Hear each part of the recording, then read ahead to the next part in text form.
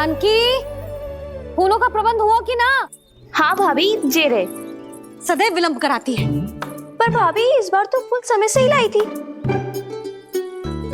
क्या हुआ जशोदा, अभी तो पूजा की तैयारी ना हुई? देखो ना मौसी, ये जानकी ना कुछ छूट ही जाता है इसके कारण। एकादशी की पूजा और व्रत आते ही जसोदा भाभी इतनी वग्र हो जाती है। ऐसो क्या होगा इस पूजा में?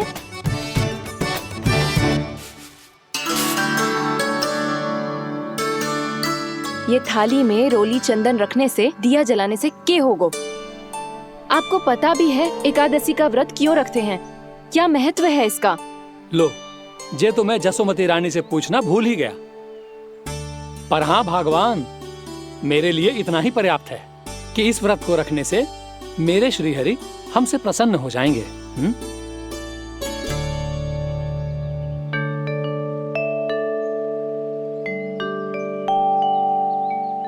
नारायण ही जाने ऐसे कैसे पूजा करते हैं जे श्री हरि की एक मूर्ति तक ना है इनके पास।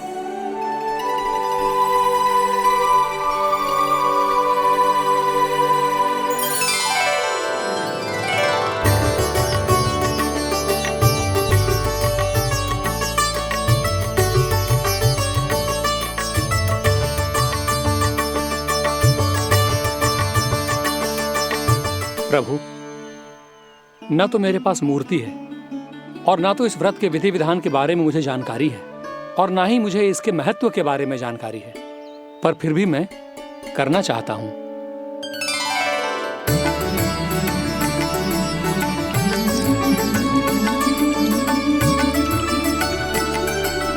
इसीलिए मैं दृढ़ संकल्प लेता हूं,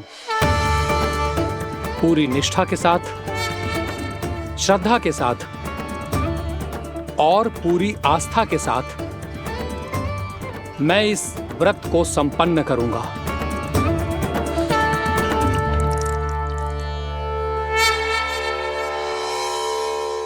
हम संकल्प लेते हैं कि एकादशी के व्रत को पूरी निष्ठा के साथ संपन्न करेंगे।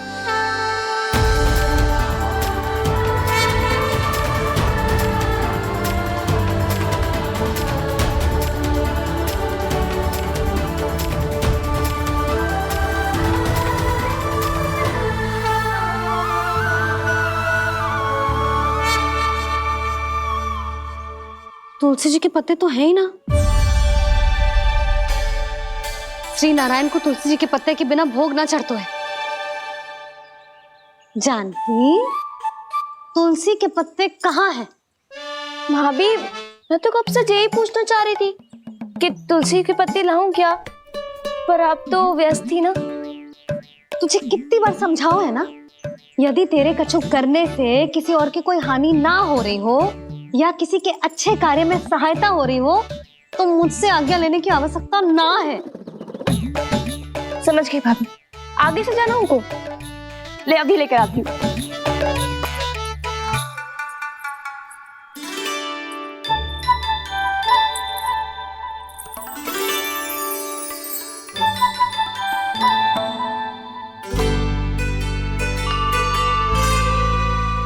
ताऊ, आपने पहले ये व्रत करो है? आपको इसका महत्व पता है? भाभी चलो। जानकी, तुमने ये व्रत करो है? फिर तुमको इसका महत्व पता है? सुमति जी, आपको पता है इसका महत्व? कान्हा, क्यों तंग कर रहे हो सबको? मैया, सबने करो ये व्रत, मुझे भी करना है।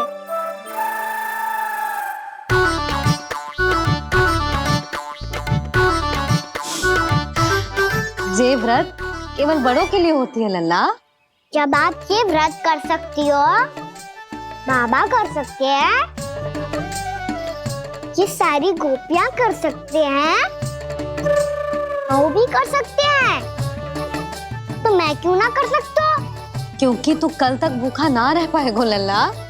जब भक्त रह सकते हैं, फिर मैं क्यों नहीं रह सकता?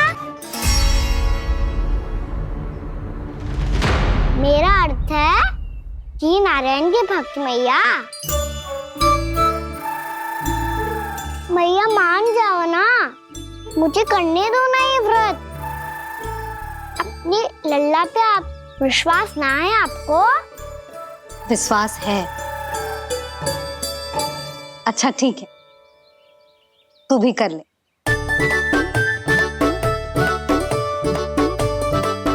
पर मैया व्रत की कथा तो सुनाओ, मैं तो अबध हूँ ना। मुझे कैसा पता चलेगा कि ये व्रत करते क्यों हैं?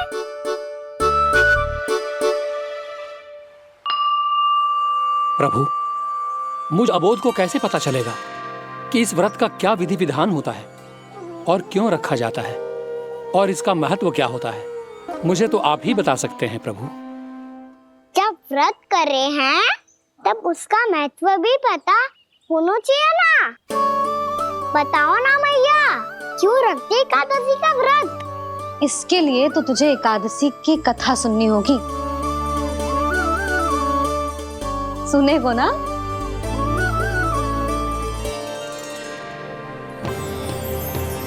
वसुदेव सुतं देवं कंसचाणूरमर्दनम्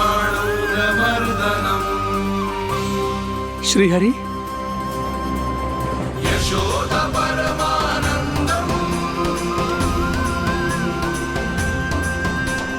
कृष्णं वन्दे जगद्गुरुम्। वाह प्रभु, अपने भक्तों को एकादशी व्रत का महत्व समझाने का अच्छा उपाय खोज निकाला है आपने।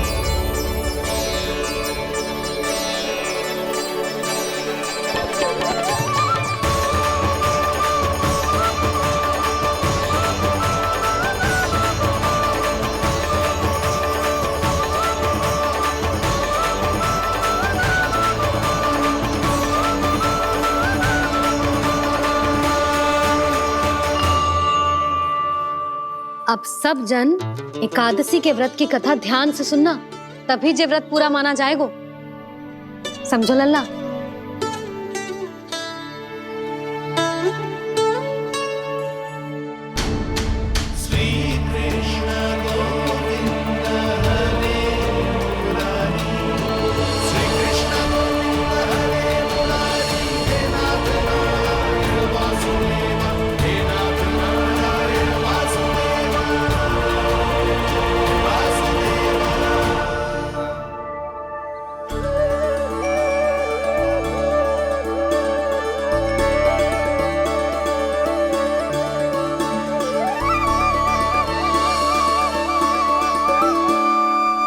सतयुग में चंद्रावती नाम के नगर में मूरा नाम का एक असुर राज्य करता था। ओम ब्रह्मदेवाय नमः। ओम ब्रह्मदेवाय नमः। ओम ब्रह्मदेवाय नमः। ओम ब्रह्मदेवाय नमः।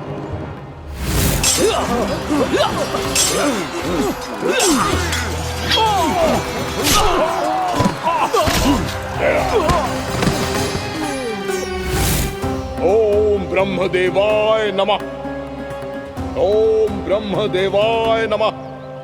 जब उसने देवताओं के हाथों असुरों की पराजय देखी, तब वो वरदान पाने के उद्देश्य से ब्रह्मा जी की तपस्या करने चला गया।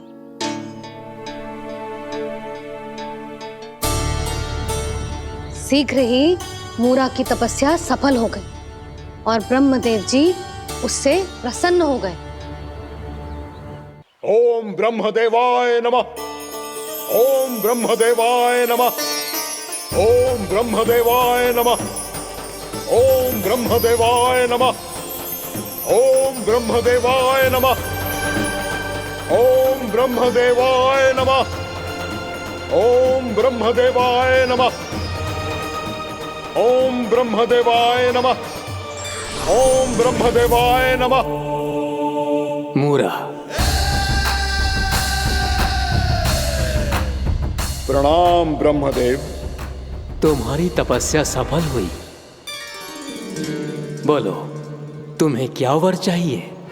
सृष्टि के रचयिता ब्रह्मदेव, कृपया मुझे ऐसा वरदान दीजिए जिसकी सहायता से मैं त्रिलोकी विजयी बन जाऊं और कोई देवता मुझे पराजित ना कर सके। यहां तक कि देवताओं के रक्षक, सृष्टि के संचालक भगवान श्री विष्णु के लिए भी मैं अपराजय रहूं। तथास्तु, तथास्तु, तथास्तु। प्रणाम ब्रह्मदेव।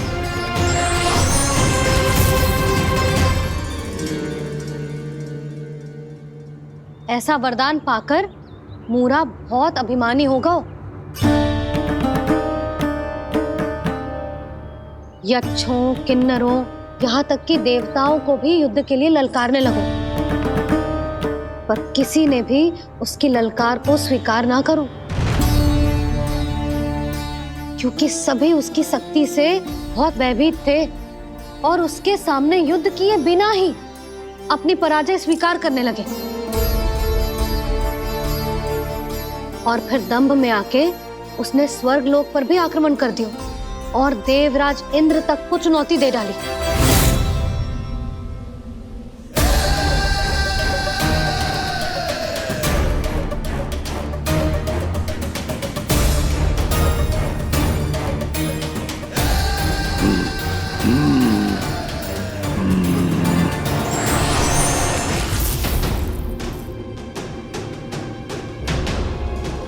मैं प्रतीक्षा कर रहा हूं देवराज, क्या उत्तर है तुम्हारा? मुझसे युद्ध करोगे या फिर बिना लड़े ही पराजय स्वीकार कर मेरे अधीन हो जाओगे और सौंप दोगे मुझे अपना ये स्वर्ग लोक? सारी शक्ति तुम्हारे मुख में है या कुछ बाहुबल भी है तुम्हारे पास? मैं तुम्हारी चुनौती स्वीकार करता हूं मूरा, मैं तुम्हारी चुनौती स्वीकार करता हूं मूरा।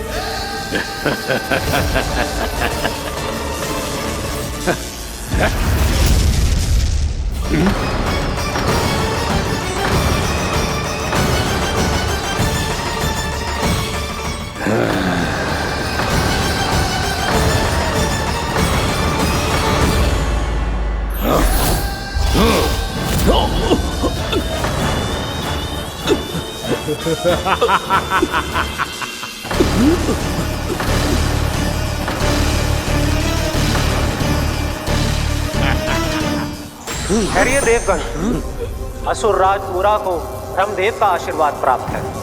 आप में से कोई भी इन्हें पराजित नहीं कर पाएगा।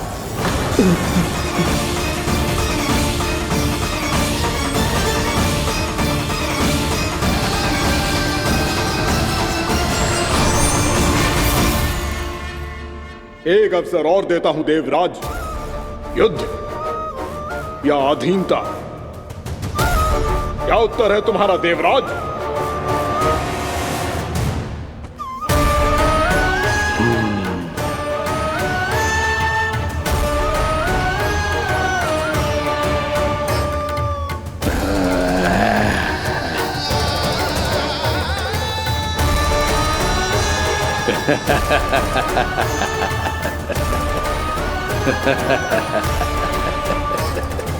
इंद्र और सभी देवताओं ने मूरा के आतंक में आके उससे भयभीत होके अपना सिंहासन छोड़ दियो। अब मूरा स्वर्ग का अधिपति बन गयो और शीघ्र ही उसने अन्य सभी असुरों को स्वर्ग में निवास करने के लिए आमंत्रित कर दिया। और इस प्रकार से वो धीरे धीरे तीनों लोकों का सम्राट बन गया। उसे किसी ने रोका नहीं मैया। ना लल्ला, इतना साहस किसी में था ही ना। और फिर ये निश्चित करने के लिए कि भविष्य में किसी और असुर की मृत्यु ना हो, वो यमराज पे भी विजय प्राप्त करने के लिए यमलोक की ओर प्रस्थान कर दियो। वो तो अपने आप को और सभी असुरों को अमर बनाना चाहता था। पर देवता और यमराज भी उसकी ये योजना समझ गए थे। इसीलिए उसके आने से पहले ही सारे देवताओं ने श्री नारायण से सहायता के लिए गुहार लगाई। अब केवल आप ही कुछ कर सकते हैं प्रभु। अभी तो मूरा केवल त्रिलोक का स्वामी है, और यदि उसने यमलोक भी जीत लिया तो वो जीवन को ही नियंत्रित नहीं करेगा प्रभु, वो मृत्यु का भी स्वामी हो जाएगा। ऐसे में पहले सृष्टि का संतुलन तो नष्ट होगा प्रभु, और फिर स्वयं सृष्टि ही नष्ट हो जाएगी। ऐसा नहीं होगा यमदेव, नियति ऐसा होने ही नहीं देगी। विधि रचेगी खेल और मैं बनूंगा माध्यम। असुर राज मुरा का सामना मैं करूंगा। बस आप मुझे चुनौती देने के लिए उसे तैयार कर लीजिए, चाहे उसके लिए आपको साम दाम दंड भेद कोई भी उपाय क्यों ना अपनाना पड़े।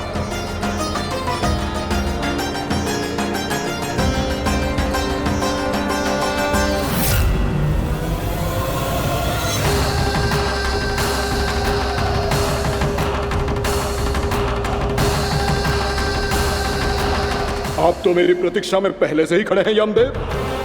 तब तो आपने मेरी चुनौती के बारे में भी सुना ही होगा।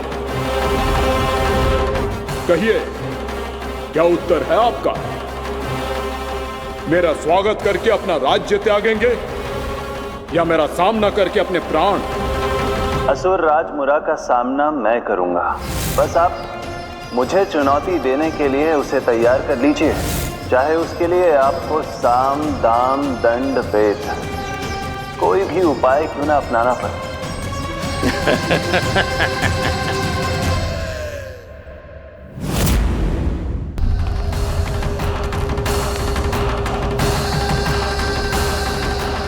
आप तो मेरी प्रतीक्षा में पहले से ही खड़े हैं यमदेव।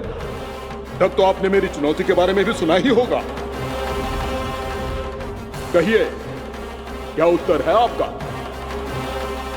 मेरा स्वागत करके अपना राज्य त्यागेंगे या मेरा सामना करके अपने प्राण? हे असुर श्रेष्ठ, मैं आपकी अधीनता स्वीकार करने के लिए तैयार हूं। बस एक विनती है मेरी। शर्त को विनती का नाम देकर पहलाना चाहते हो मुझे यमराज?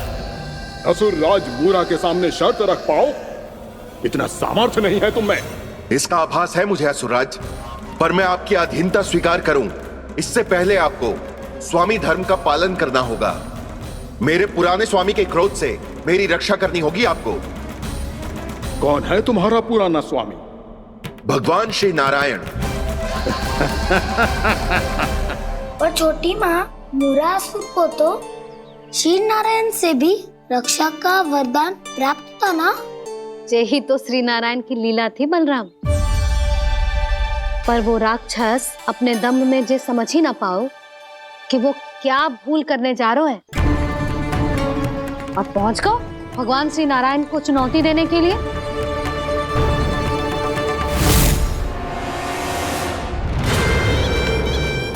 वही ठहर जाओ असुर राज मुरा।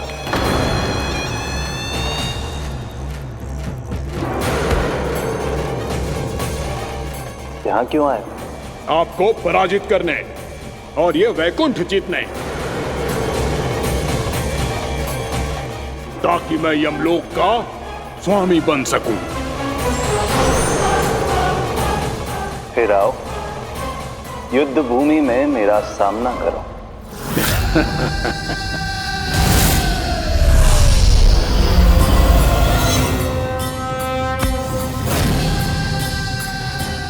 ये नहीं जानते कि इनसे ना हारने का वरदान तो मैं पहले ही प्राप्त कर चुका हूं, इसलिए युद्ध ठीक से आरंभ हो पाए उससे पहले ही इन्हें जीत लूंगा मैं।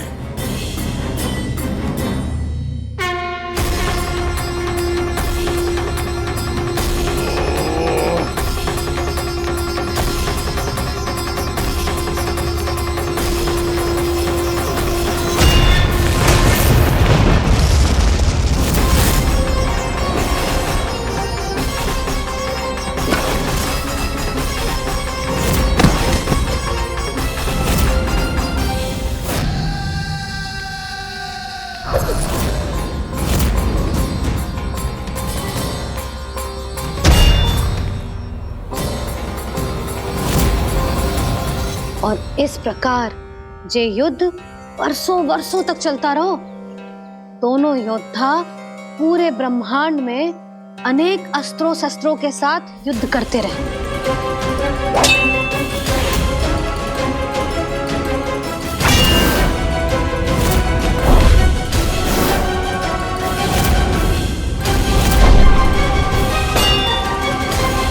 फिर क्या हुआ मैया?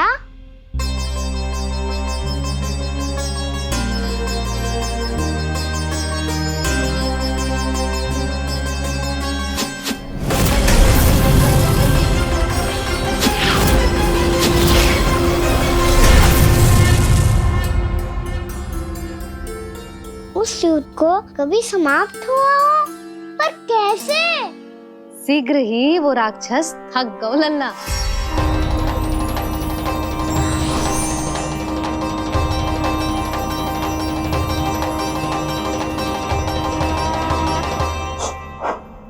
खड़े खड़े देख क्या रहे हैं नारायण? आक्रमण कीजिए, वध कर दीजिए मेरा।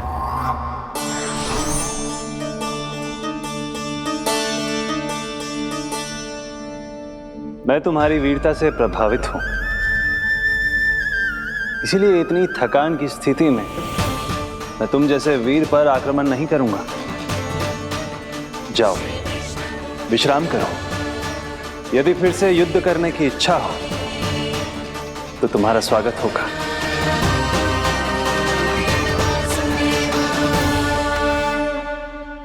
जे कह के श्री नारायण बद्रिका आश्रम चले गए और वहां हिमवत नाम की एक कंदरा में ध्यान लगा के बैठ गए। उधर वो राक्षस विश्राम करने लगो। अनेकों दिन बीत गए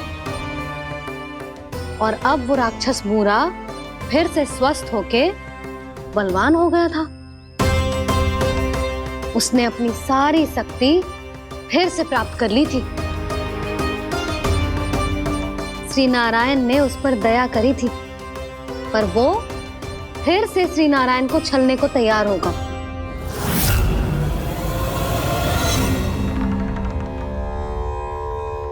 ध्यान में बैठे बैठे श्री नारायण योग निद्रा में चले गए, पर दुष्ट मूरा इसी अवसर का लाभ उठा के उनकी कंदरा में घुस आयो ताकि वो सोते हुए श्री नारायण पे आक्रमण कर सके।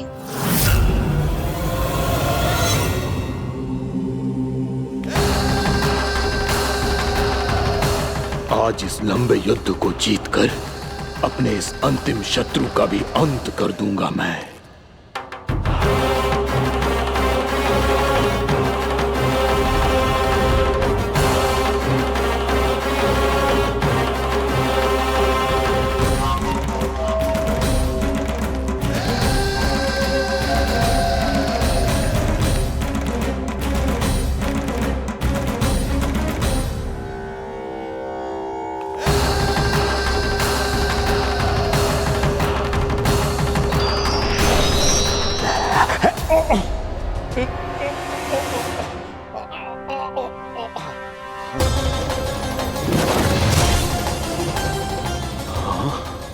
दुष्ट राक्षस, प्रभु ने तुझ पर दया की, तुझे संभलने का अवसर दिया। तू इन्हीं पर ही छल से वार करने चला है।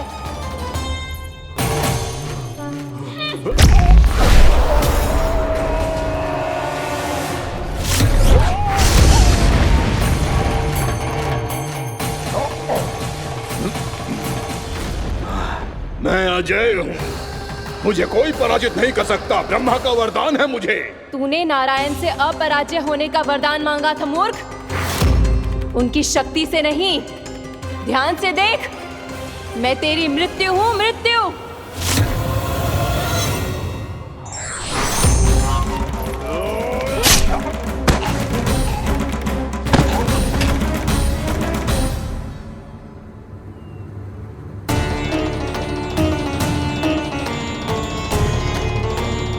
वो देवी कौन थी छोटी माँ? और कौन बलराम, वही तो थी देवी एकादशी।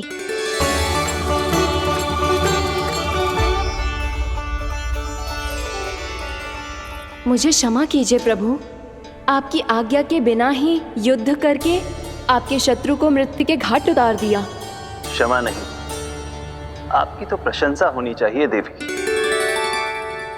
असुर राज को मारकर आपने सभी देवताओं को मुक्त करवाया है। इस पापी के अहंकार से तीनों लोकों की रक्षा की है आपने। आप एकादशी की तिथि पर मेरी एकादश इंद्रियों से उत्पन्न हुई हैं। इसीलिए मेरे सभी भक्त आपको उत्पन्न एकादशी के नाम से जानेंगे। सभी तिथियों में आपका स्थान सर्वश्रेष्ठ होगा। जिस तरह आपने राक्षस के आक्रमण से मेरी रक्षा की है, उसी प्रकार एकादशी के दिन व्रत करके जो भी भक्त आपकी कथा सुनेगा, मैं स्वयं उसकी रक्षा करूंगा। जो आपकी पूजा करेगा उसे मेरी विशेष कृपा प्राप्त होगी और उसके साथ साथ उसे मिलेगा धन, सिद्धि और मोक्ष।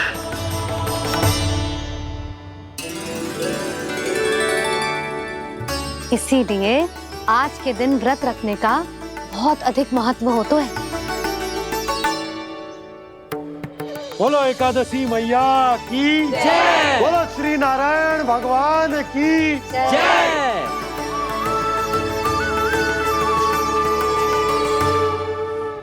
प्रभु की कृपा से एकादशी का महत्व भी पता चल गो और मेरा व्रत भी सफल होगा। अभी नहीं भूला रहा, एकादशी का व्रत पूरी तरह तभी सफल होता है जब द्वादशी के दिन उसे पूरा किया जाता है।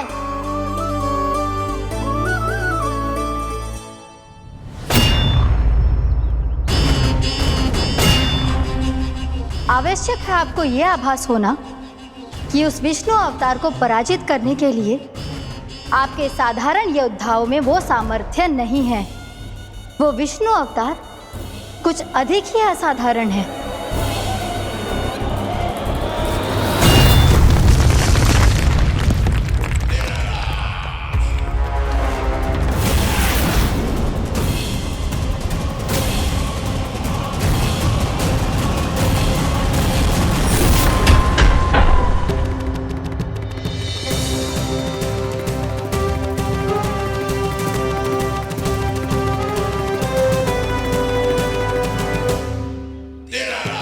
अब मैं दिखाऊंगा उस विष्णु अवतार को असाधारण शत्रु क्या होता है।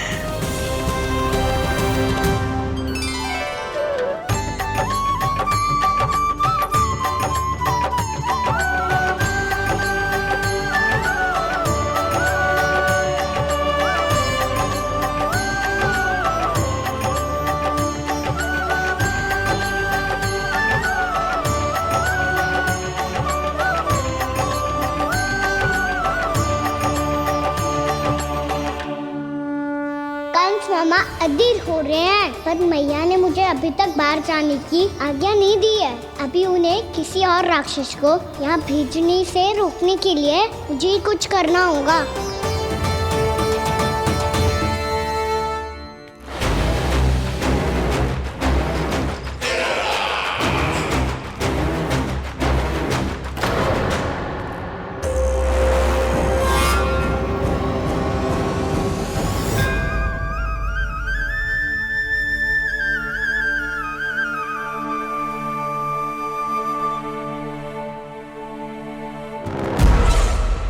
कौन हो तुम? बचपन से ही मुझे मारने का सपना देख रहे हैं, सिर्फ मुझे ही नहीं पहचानते।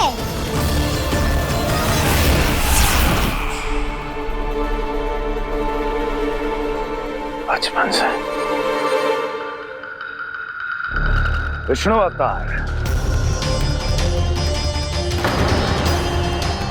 कोई कान्हा बुलाता है तो कोई मुरलीधर पुकारता है, कोई माखन चोर कहता है, कोई कहता है चिच्चोर। पर विष्णु अवतार इस नाम से तो बस आप ही मुझे बुलाते हो मामा जी। इतना साहस कि तू यहां आ गया।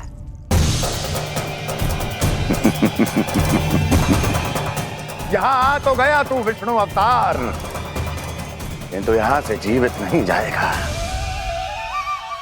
तेरे इस शीश को तेरे धड़ से अलग कर दूंगा मैं।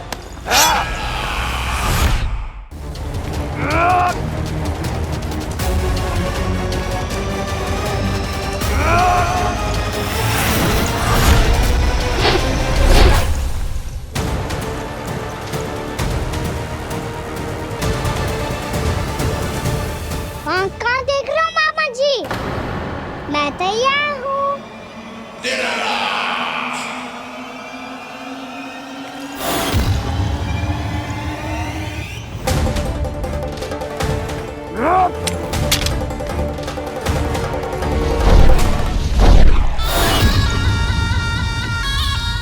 मामा जी, आप सदैव इसी तरह क्रोध में रहते हो क्या?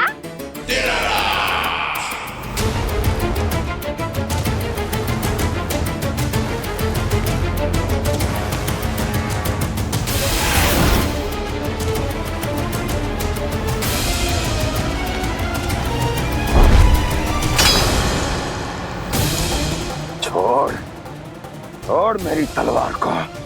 छोड़ो तो तब जब पकड़ा हूँ।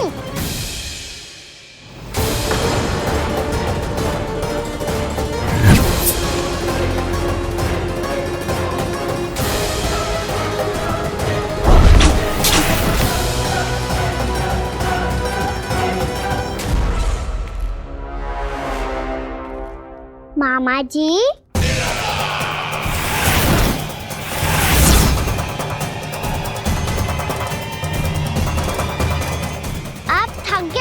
थोड़ा विश्राम कर लो। आपका तो पता नहीं, मैं अवश्य थक गया हूँ।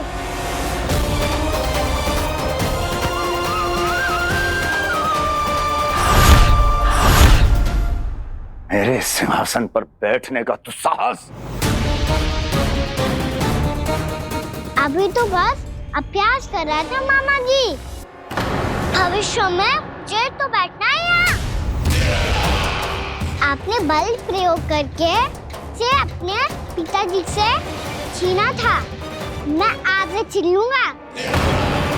जो छल और बल से लिया जाए वो अधिक समय तक टिकता नहीं है मामा जी।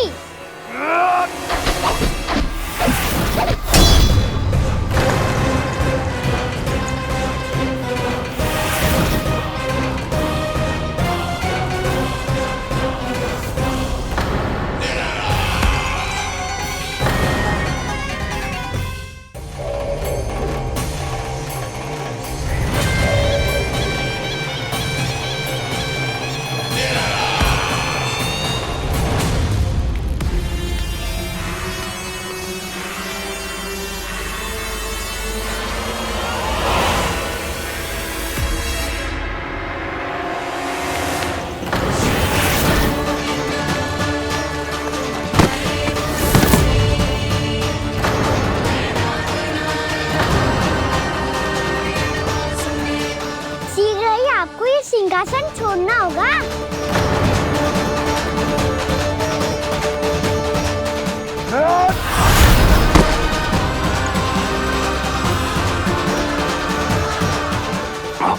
वो मेरा सिंहासन छीनना चाहता।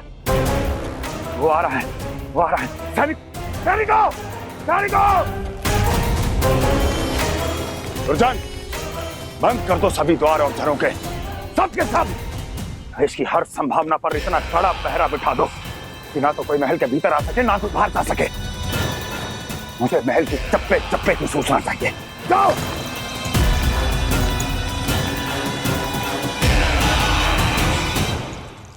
सिंहासन।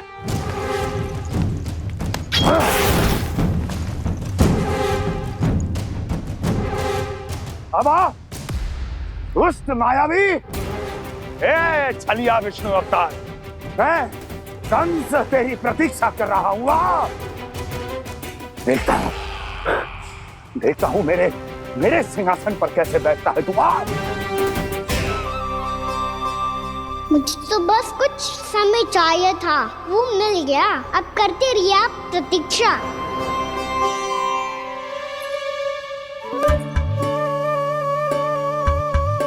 जी अपने आप से बातें क्यों कर रहे हैं जी?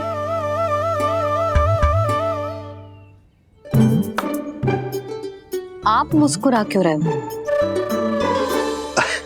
ना कछु ना। बताओ क्यों मुस्कुरा रहे हो? तुम्हीं पर गए हैं जी। जब तुम व्रत करती हो तो तुम भी ऐसा ही करती हो।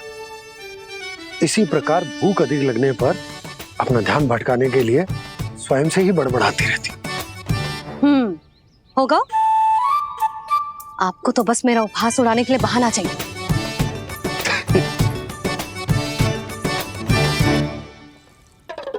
लल्ला, भूख लगी है? ना मैया, व्रत करे तो भूख कैसे लगेगी?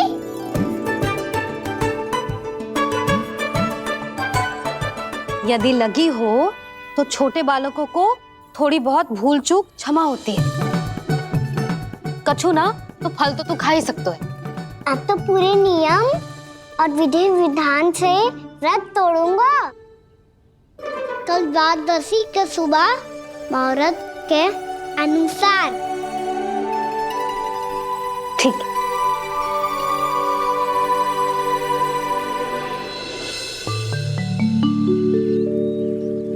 लल्ला, एकादशी समाप्त हो गई है, द्वादशी लग गई है।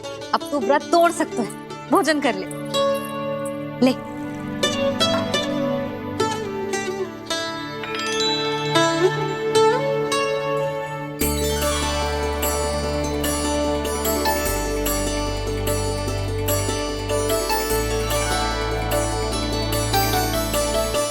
आज तो कार्य कर लीजिएगा। मैं ना चाहती कि सब गांव वाले फिर से आपका उपहास उड़ाएं। अरे, इसी क्षण कार्य आरंभ करना आवश्यक ना है। कुछ खा तो लो। कल भी पूरे दिन व्रत में रहे, अब तो कुछ खा लो। ना ना, अभी बिल्कुल भूख ना है। और हाँ भगवान, तुम्हें चिंता करने की आवश्यकता नहीं है। आज मैं किसी को भी 2 शब्द कहने का अवसर नहीं दूंगा। अरे, कुछ खाओगे पियोगे नहीं तो कैसे रहोगे?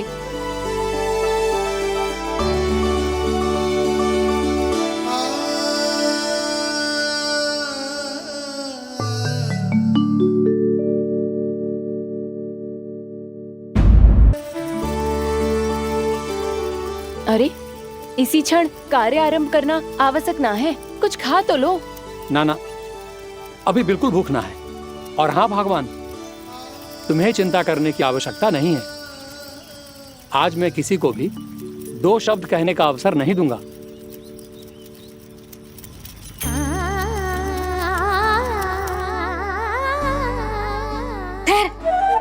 मैं तेरे लिए मट्ठा लेके आती हूँ। व्रत के बाद पीने से पेट ठंडा रहता है। रुक।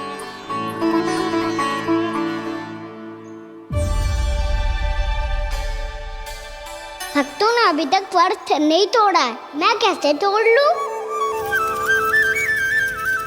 भूख कहाँ से होगी? श्री हरि नाम से पेट तो भर लेते हो।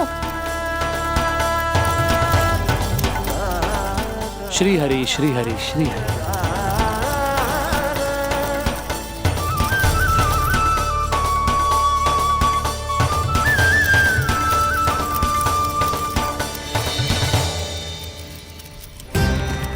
हरि हरि प्रभु हरि, हरि हरि प्रभु हरि, हरि हरि प्रभु हरि, हरि हरि प्रभु हरि।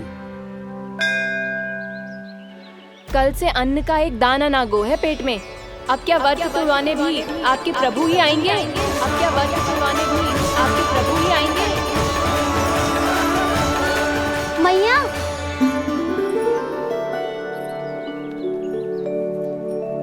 मैया पहले व्रत तोड़ के कछु खा तो लो। अभी ना, लौट के आने के बाद। हाँ,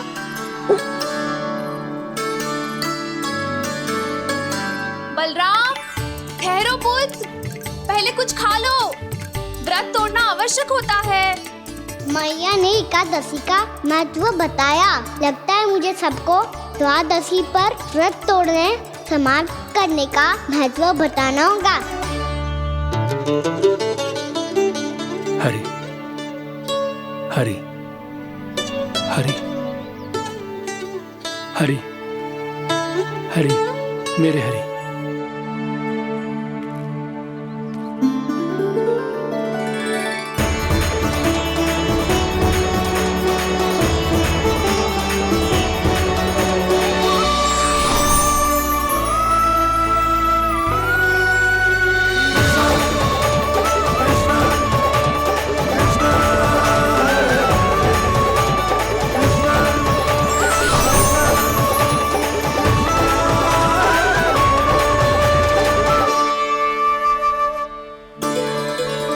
अभी अभी तो मैंने बच्चों की मां को वचन दिया था कि आज किसी को शिकायत करने का अवसर ना दूंगा, और अब मैं प्रभु श्री हरि की कल्पना जसोमती रानी के लल्ला में ही करने लगा। ना ना, ये ठीक ना है।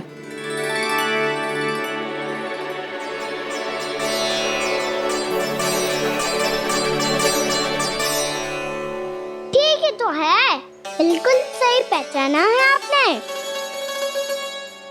बड़े तो बड़े, अब तो बालक भी हमारा उपहास उड़ाने लगे। मैं आपका उपहास नहीं उड़ाने आया, मैं तो आपके एकादशी के व्रत को पूरा कराने आया हूँ।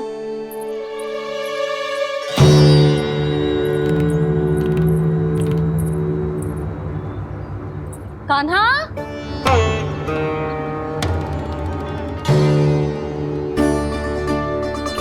तो ये रे आपकी छड़ी और ये रे मेरी पीठ, सेक देना तापड़ तोड़। आज तो इसकी पीठ सेक के रहूंगी मैं। मैया घर पे भूखी मुझे ढूंढ रही होगी। लो, आज द्वादशी के दिन पहले प्रहर में भोजन करके अपना एकादशी का व्रत पूरा करो आप। धन्यवाद राजकुमार, पर अभी हमें भूख नहीं है। बहुत सारा काम पड़ा है, और अभी थोड़ी ही देर में शंकरी बहन भी अपनी मटकी लेने आती होंगी।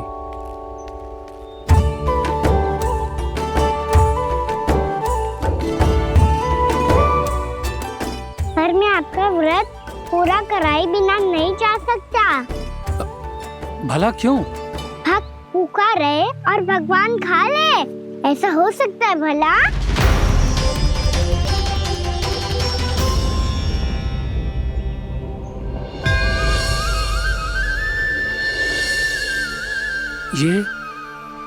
ये कैसा भ्रम हो रहा है मुझे? मुझे लगता है अपना काम करना चाहिए। द्वादशी के पहले प्रहर में व्रत पूरा करना बहुत आवश्यक होता है, ना तो एकादशी का व्रत भी पूरा ना मानो जातो। इतनी सारी ज्ञान की बातें तुम्हें कैसे पता है लल्ला?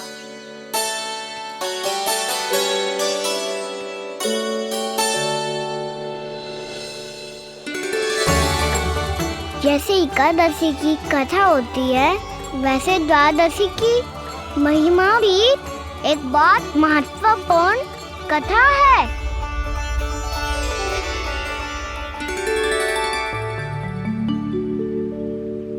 कैसी कथा? बिल्कुल सही समय पे आई हो आप, क्योंकि आपको ये कथा आपको अवश्य सुननी चाहिए।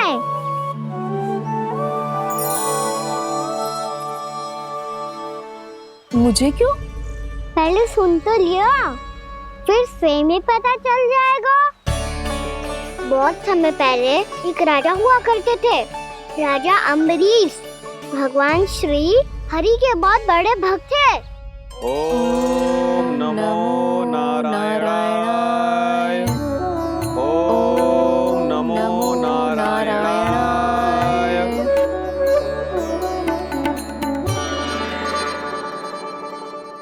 नेक पुण्य के काम करते थे वो। अपनी पत्नी के साथ हरि का नाम जपते रहते थे। उन्होंने 12 माह एकादशी का व्रत करो निर्जल पास किया, और जब उनकी 12वीं एकादशी का व्रत द्वादशी के दिन तोड़ने का समय हुआ, तभी महर्षि दुर्वासा अपनी 100 शिष्यों के साथ उनके महल में पधारे। प्रणाम स्वीकार करें महर्षि। आप जैसे महान ऋषि मेरे राज्यसभा में आए, वो भी ऐसे अवसर पर जब मैं और मेरी पत्नी निरंतर 12 एकादशियों के बाद अंतिम एकादशी का व्रत तोड़ेंगे। इससे बड़े सौभाग्य की क्या बात हो सकती है हमारे लिए। आज आपके साथ साथ मेरा और मेरे शिष्यों का एकादशी व्रत भी पूरा होगा। संभव है प्रभु की इच्छा यही हो कि हम सब अपना व्रत एक साथ तोड़ें। ये तो अत्यधिक प्रसन्नता की बात है महर्षि। तो फिर ठीक है, हम सब यात्रा से थके हैं। व्रत तोड़ने से पहले हम स्नान करना चाहते हैं। जैसी आपकी इच्छा महर्षि। जब तक आप लोग लौटेंगे तब तक आपके सारे प्रबंध यहाँ हो चुके होंगे।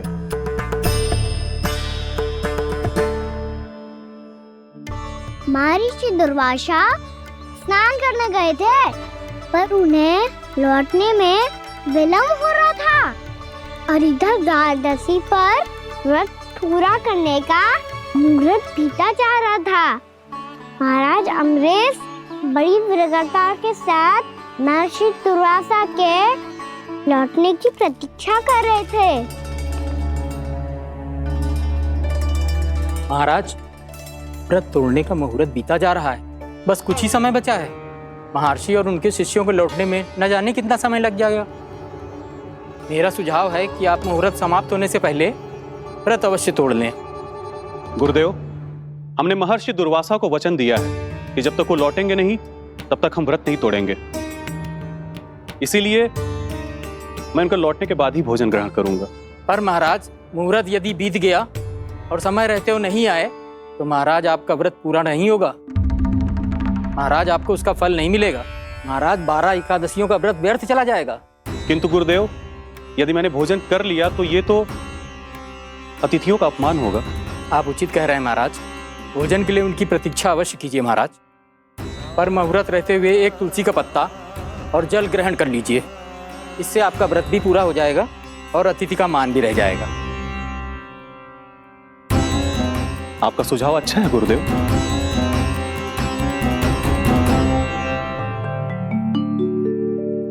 जैसे ही महाराज ने तुलसी का पत्ता खाया, वैसे ही महर्षि दुर्वासा लौट आए। महाराज,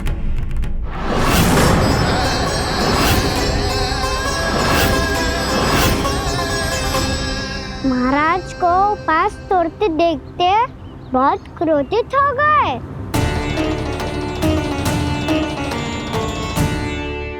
बहुत बड़े भक्त हैं आप, परंतु आप ये नहीं जानते अपने अतिथियों के साथ कैसा व्यवहार करना चाहिए। आपने हमें साथ भोजन करने का वचन दिया था, पर अपना व्रत क्यों तोड़ा आपने? महर्षि, मैंने भोजन नहीं ग्रहण किया। कहीं मुहूर्त न निकल जाए इस कारण मैंने एक तुलसी का पत्ता ग्रहण कर लिया। 56 भोग खाया हो या एक पत्ता, अपना व्रत तोड़कर अतिथियों का अपमान किया है, मेरा अपमान किया है। अब आपको दंड भोगना होगा ताकि आप सीख पाएं कि अतिथियों के साथ कैसा व्यवहार होना चाहिए। महर्षि, आप जो भी दंड मुझे देंगे मुझे स्वीकार है, किंतु आप क्रोधित मत होइए। क्रोध का कारण आपने दिया है महाराज। एक महर्षि का अपमान करके राक्षसी प्रवृत्ति का परिचय दिया है आपने। इसीलिए अब एक राक्षसी आपको दंड देगी।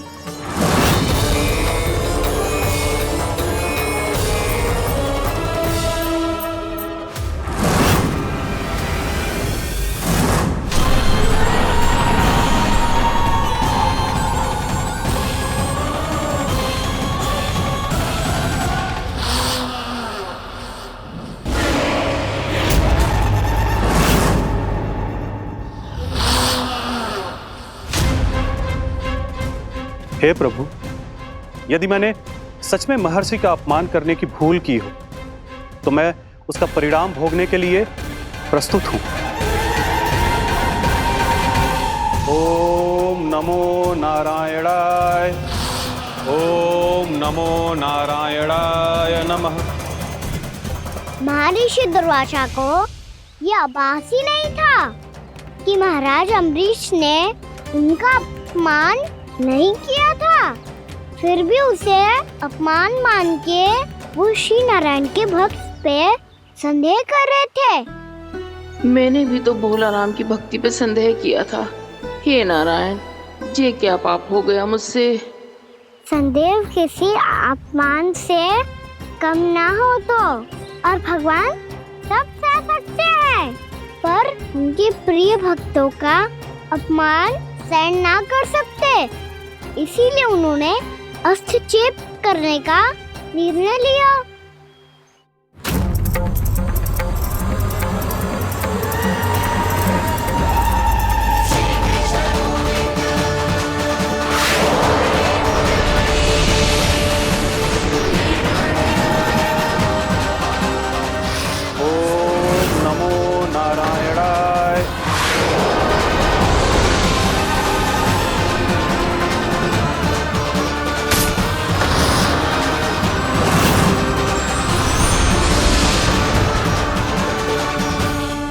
और फिर भगवान का वो सुदर्शन चक्र महर्षि दुर्वासा के पीछे पड़ गया। ये चक्र तो मेरी ओर बढ़ रहा है। ओम नमो नारायणाय।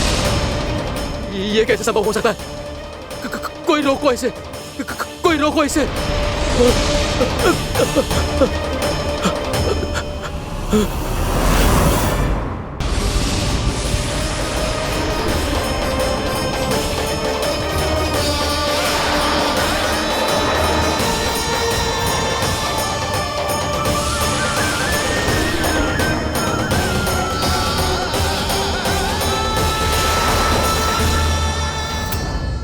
चक्र से अपने प्राण कैसे तैसे बचाते बचाते महर्षि दुर्वासा ब्रह्मलोक जा पहुँचे। ब्रह्मदेव, रक्षा कीजिए ब्रह्मदेव, सहायता कीजिए, मुझे बचाइए ब्रह्मदेव, रक्षा कीजिए। ये सुदर्शन चक्र मेरे प्राणों के पीछे पड़ गया है, मुझे बचाइए ब्रह्मदेव, मुझे बचाइए। महर्षि, मैं चाहकर भी आपकी सहायता नहीं कर सकता।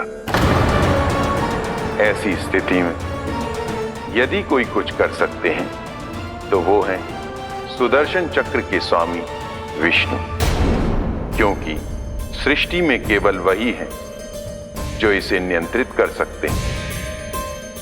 वो ही इसे वापस लौटने का आदेश देकर आपके प्राणों पर छाए हुए संकट को दूर कर सकते हैं। किंतु हां, मैं सुदर्शन चक्र से इतना अवश्य कहूंगा कि जब तक आप विष्णु लोक में पहुंच नहीं जाते, वो आपको किसी भी प्रकार की हानि ना पहुंचाए। आपका बहुत बहुत धन्यवाद, आपकी सदा ही जय हो।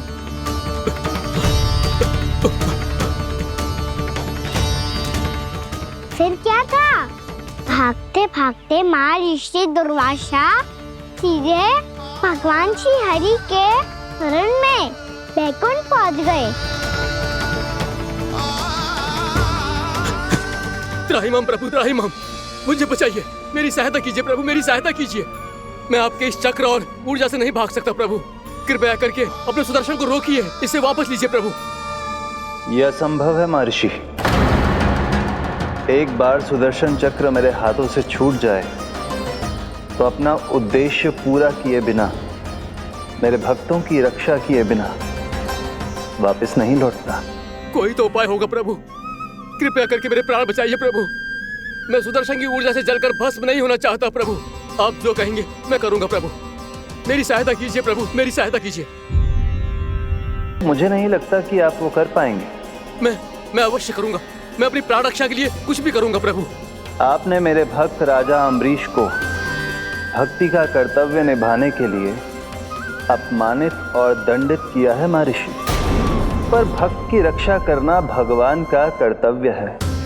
इसलिए यदि आप भक्त राजा अम्बरीश के पास जाकर क्षमा याचना करें और यदि वो आपको क्षमा कर दे तो ही ये चक्र आपके प्राण लिए बिना लौट सकता है। अन्यथा आप तो जानते हैं महर्षि, मेरे भक्त का अपमान मेरा अपमान। भक्त का अपमान भगवान के अपमान से कम ना हो तो है। महर्षि दुर्वासा को भी ये बात समझ आई और फिर उन्होंने महाराज अम्बरीश से क्षमा याचना की। महाराज महाराज महाराज महाराज महाराज, मुझे क्षमा करें महाराज, मुझसे बहुत बड़ी भूल हो गई महाराज, मुझसे बहुत बड़ी भूल हो गई महाराज। महर्षि, आप हमारे चरण छुए ये उचित नहीं। महाराज, महाराज अम्बरीश, आप नारायण के सच्चे भक्त हैं। मैंने आपको अपमानित किया, दंडित करने का प्रयास किया महाराज। इस अपराध के लिए मुझे क्षमा कीजिए महाराज, और इस सुदर्शन चक्र से मेरे प्राण बचाइए महाराज।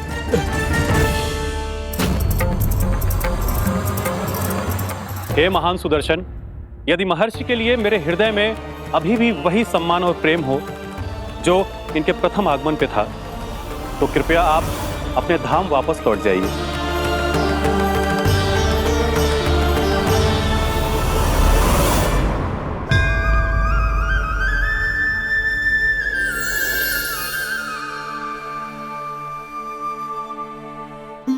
आपका बहुत बहुत धन्यवाद महाराज अम्बरीश। मैं आपको आशीर्वाद देता हूं कि आप देवराज इंद्र के समान शक्तिशाली हों। आपकी कीर्ति का पताका 10 दिशाओं में फहराए। मेरी बस एक ही इच्छा है महर्षि, कि मैं आपके साथ अपना उपवास तोड़ सकूं। अवश्य महाराज, हम सब भोजन आपके साथ करेंगे और अपने आप को नारायण की सेवा में अर्पित करके व्रत को पूरा करेंगे, क्योंकि आज जो यहाँ हुआ है उससे सिद्ध हो चुका है कि एकादशी व्रत का फल द्वादशी की सुबह भोजन करने से ही प्राप्त होता है। इस कथा से हमें पता चलता है कि सभी को द्वादशी के सुबह भर पेट भोजन करके एकादशी का व्रत पूरा करना चाहिए। और दूसरी बात, भगवान की सच्ची भक्ति अपमान कभी ना करना चाहिए। उनके साथ सदैव प्रेम से व्यवहार करना चाहिए। यही भगवान को सबसे अधिक प्रिय है। भैया भोला राम, मैंने भी श्री हरि पे तुम्हारे विश्वास का उपहास उड़ाया था, मुझे क्षमा कर दो। ना ना, आप क्षमा मांगकर मुझे लज्जित मत करो, आप तो मेरी बहन जैसी हैं। जब महर्षि दुर्वासा जैसे महान ऋषि को भी प्रभु के भक्त से क्षमा मांगनी पड़ी, तो मैं तो बहुत ही तुच्छ हूँ। मुझे आपकी किसी भी बात का बुरा ना लगा। पर पता है प्रभु को कौन सी बात सब भूला रखता है? कौन सी बात? जब उनका भक्त भूखा रहे, समय पे अपना व्रत पूरा ना करे। और जैसा कि आप सभी ने अभी कथा से सीखो है, एकादशी के व्रत को द्वादशी की सुबह अवश्य पूरा करना चाहिए। अब आप जाओ, अपना व्रत पूरा करो।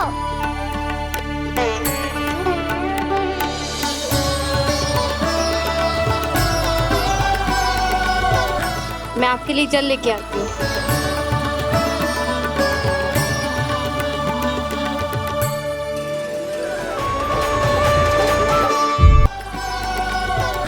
मैं आपके लिए जल लेके आती हूँ।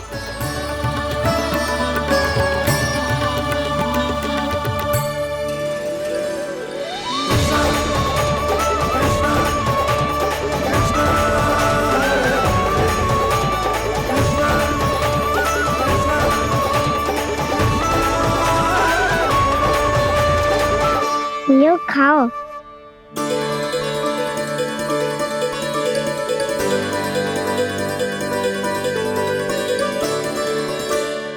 कान्हा,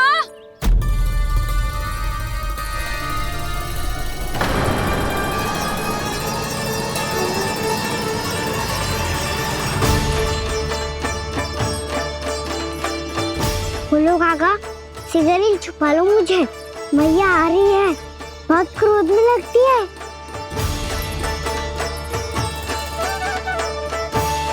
आज तो बहुत दंड मिलेगा। अभी क्षण भर पहले तो ये साक्षात भगवान के रूप में बात कर रहे थे, और अब अचानक ही ऐसे बालक बन गए जो मैया से दंड मिलने के भय से व्याकुल हैं। बोला काका, किस सोच में पड़ गए? सिगरेट छुपा लो मुझे।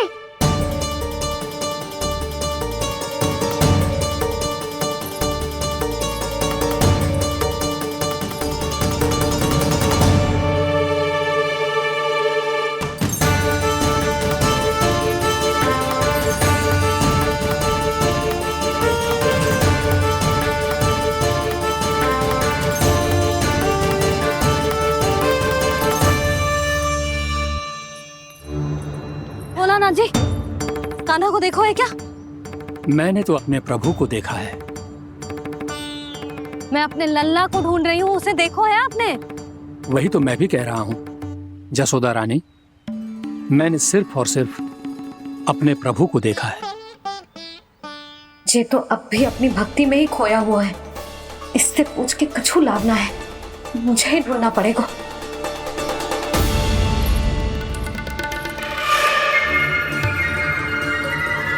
बच गए। संकरी मौसी, कान्हा को देखो है क्या कहीं?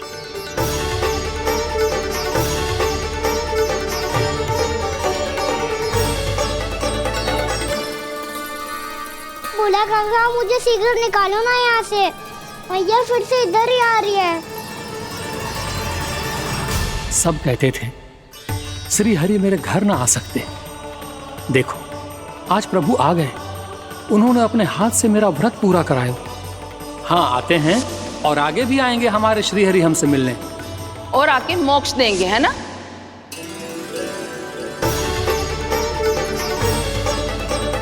सिगरेट निकालो ना भोला काका, भैया आ रही है। मैं ना निकालूं? मेरा अर्थ है मैं निकालूंगा, अवश्य निकालूंगा, पर तब तक नहीं निकालूंगा जब तक आप मेरी सारी बातें मान नहीं लेते हैं। कौन सी बात? प्रभु मुझे मोक्ष प्रदान कर दीजिए प्रभु। तथास्तु। ना ना ना प्रभु, मेरे साथ साथ मेरे परिवार को भी मोक्ष दे दीजिए। तथास्तु। अब तो निकाल दो, मैया देख लेंगी। ना प्रभु, मेरे परिवार के साथ मुझसे जुड़ी हुई हर वस्तु, जीव जंतु, प्राणी, गाय बैल भैंस, सभी को मोक्ष प्रदान कर दीजिए प्रभु। तथास्तु। प्रभु आप सच में अद्भुत हैं। मैंने जो मांगा आपने बिना सोचे समझे सब प्रदान किया। मैं ही अपनी मांगे बढ़ाता रहा। प्रभु प्रभु मुझे क्षमा कर दीजिए, प्रभु मुझे क्षमा कर दीजिए।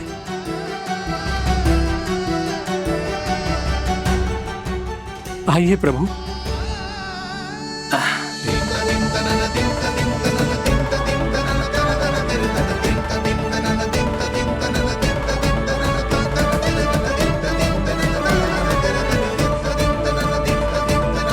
प्रभु आप तो प्रभु हो, हरि हो, भगवान हो।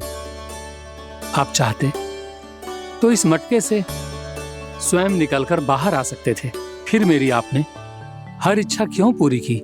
क्योंकि मेरे भक्त की इच्छा पूरी करने में मुझे भी प्रसन्नता मिलती है।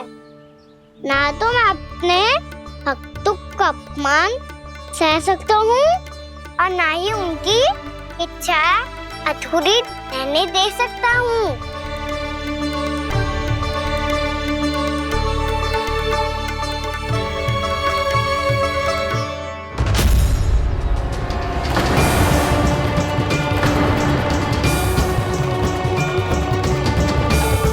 क्या कही थी तूने?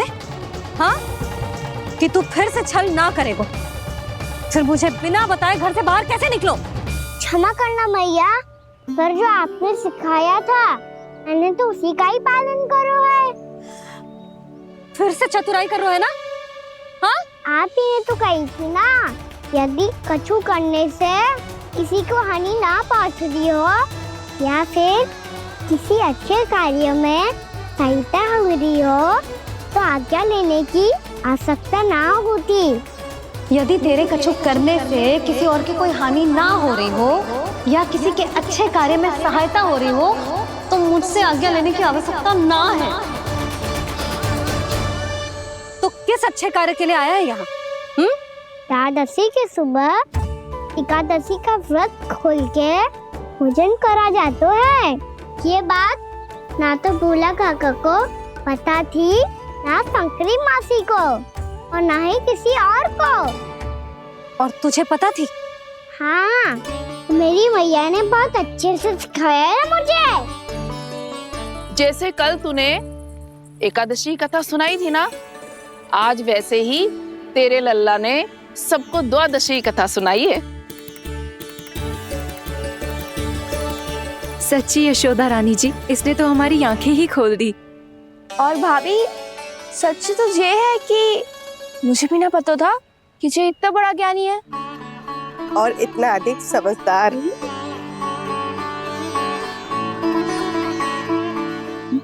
द्वादशी की कथा? वो तो मैंने इसे कभी सुना ही ना है। फिर इसे कैसे पता थी? रानी जी, जो स्वयं भगवान हैं, भला उन्हें कैसे कुछ नहीं पता होगा। मैंने तो इन्हें पहचान लिया, और हाँ, आप सब लोग भी इन्हें अपने अंतर्मन की आंखों से देखिए, हो सकता है इन्हें पहचान पाएं। ये कोई और नहीं है, श्री नारायण है, मेरे श्री हरि, मेरे प्रभु। जय श्री हरि।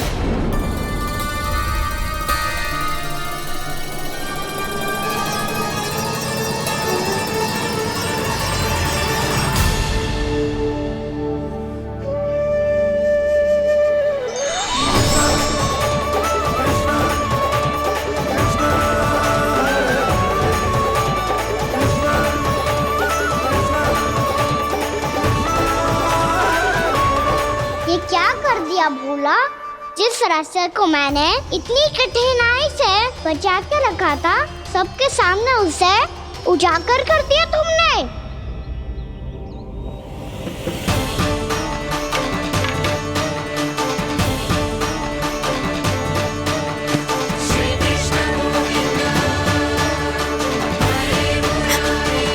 नारायण,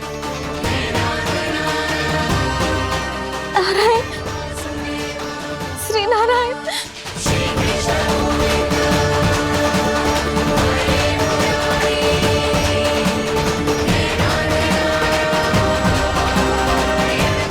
श्री नारायण।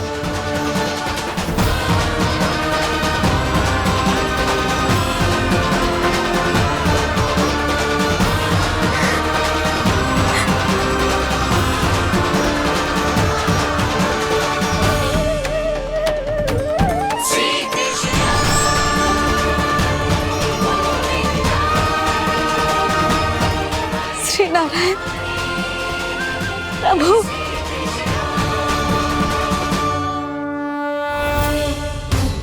जिस रास्ते को इतने जत्न से संभाल के रखा था, आज वो सबके सामने खुल गया। और तो और मेरा भेद मैया को भी पता चल गया। बाबा सब कहते रहे, पर मैंने एक न मानी।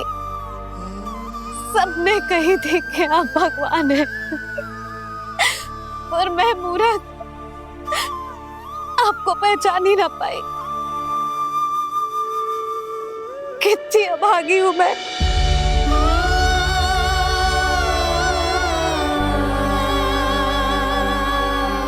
जिस मुंह से मुझे आपकी महिमा गानी चाहिए थी, उसी मुंह से मैंने आपको डांटा है।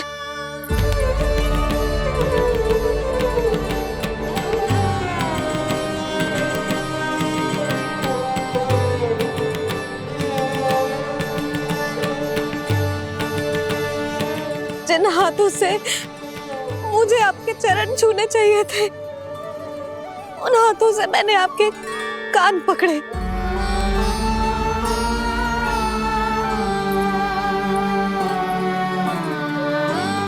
मुझे तो आपकी सेवा करनी चाहिए थी प्रभु, और मैंने आपको दंड दियो,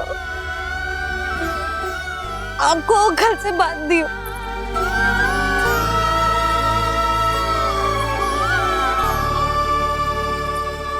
बावली हो गई थी प्रभु। अपने श्री नारायण को, अपने प्रभु को एक साधारण सा बालक समझ लियो मैंने। मैं आपके लिए भगवान नहीं हूँ मैया, साधारण बालक ही हूँ, बस आपका लल्ला। बुद्धि भ्रष्ट हो गई थी, भूल पर भूल करती चली गई। आज भी आपके पीछे पीछे छड़ी लेकर दौड़े चले आए।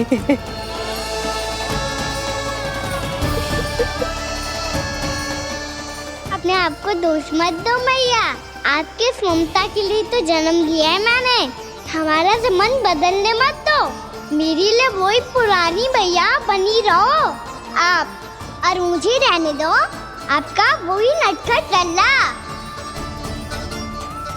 मुझे क्षमा कर दो प्रभु, मुझे क्षमा कर दो।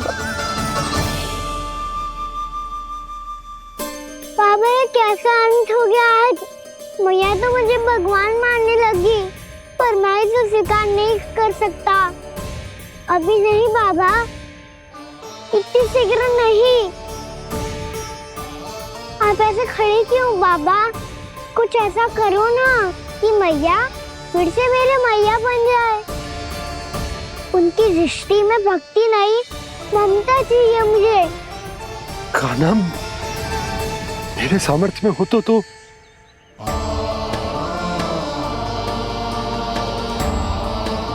दाऊ, आप तो बड़े भाई हो, अपने छोटे भाई की सहायता करो ना, जिससे मैया सब कुछ भूल जाए।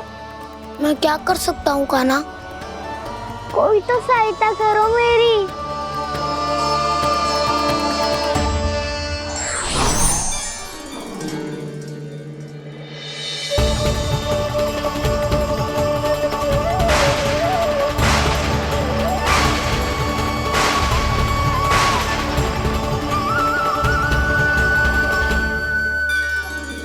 अपने आप को संभालिए प्रभु।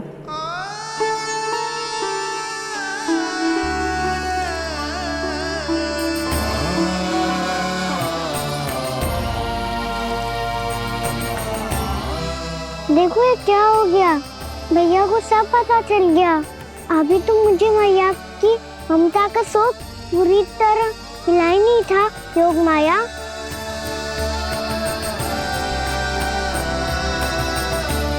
मेरी सहायता करो ना। कितनी अद्भुत है ममता की शक्ति। भगवान को भी एक साधारण बालक बना देती है। बालक की बना रहना चाहता हूँ मैं, नहीं चाहता दिव्य होना, नहीं चाहता भगवान बनना। बस मैया की गोद में रहकर ममता की रस से सेम को भिगोना चाहता हूँ। इनकी डांट फटकार का सुख पाना चाहता हूँ।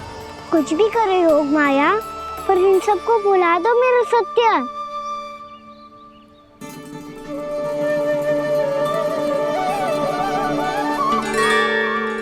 पर इन्हें तो मोक्ष का वरदान मिल गया है प्रभु, इसलिए इनके लिए समय की गति को लौटा पाना संभव नहीं होगा। प्रभु, अब मुझे ये सब भूलने की कोई आवश्यकता नहीं है। मुझसे जो त्रुटि हुई है अब वो दोबारा कभी नहीं होगी, और आज के बाद आपका ये सत्य मैं किसी को नहीं बताऊंगा प्रभु, क्योंकि मुझे पता चल गया है कि आपका यशोमती मैया के लल्ला बने रहना कितना आवश्यक है।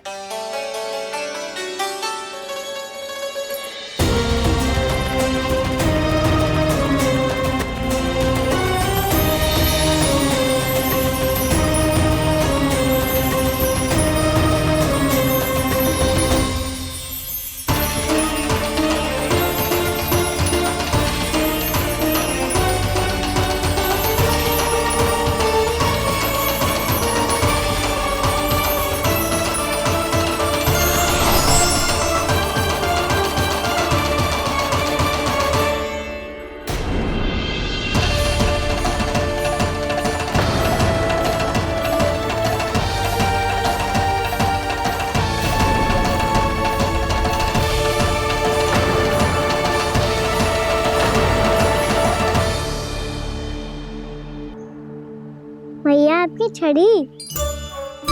पहले चुपके से भाग जा तो है, फिर स्वयं ही छड़ी भी पकड़ा रहे हैं? नटखट कहीं का। हंसी आ रही है? अरे किस बात पे इतनी हंसी आ रही है रे? हाँ?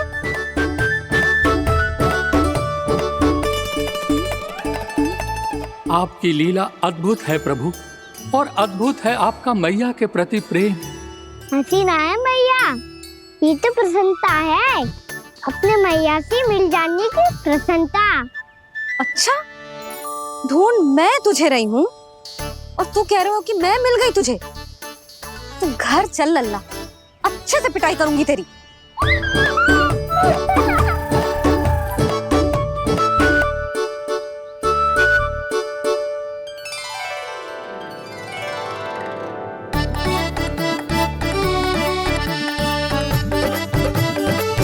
जब पिटाई से गाल लाल होंगे ना तेरे, तब हंसी बंद होगी तेरी।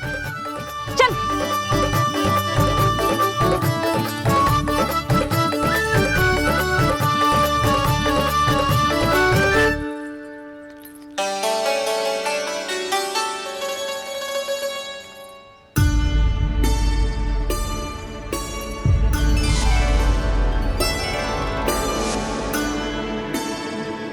लगता है भैया की और चतन स्मृति वापस आ रही है।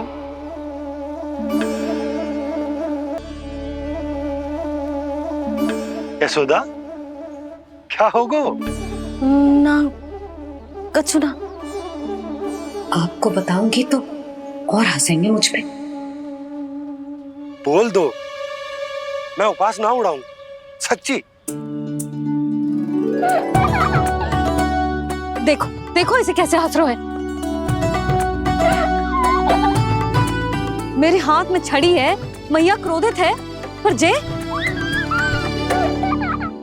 तनिक में भय ना लग रहा है ऐसे? हाँ, हंसे जा रहे हैं।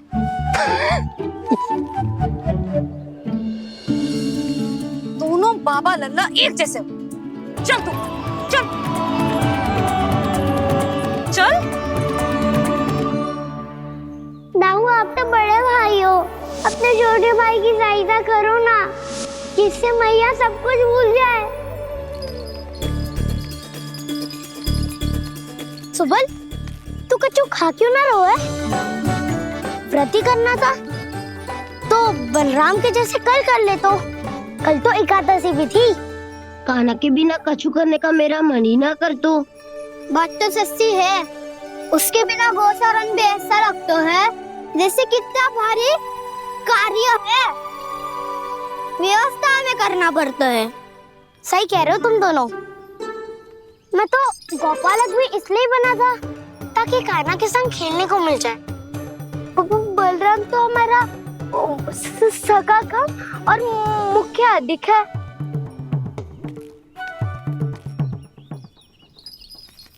रुक जाओ, तुम सब कुछ देर विश्राम कर सकते हो।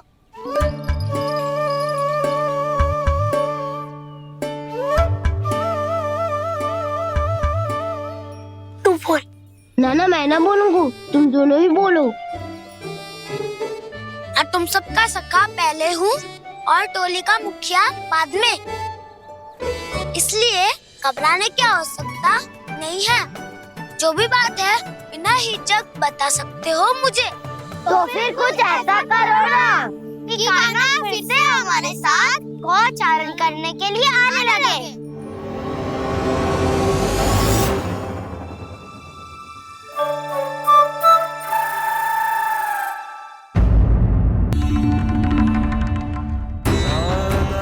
वो भी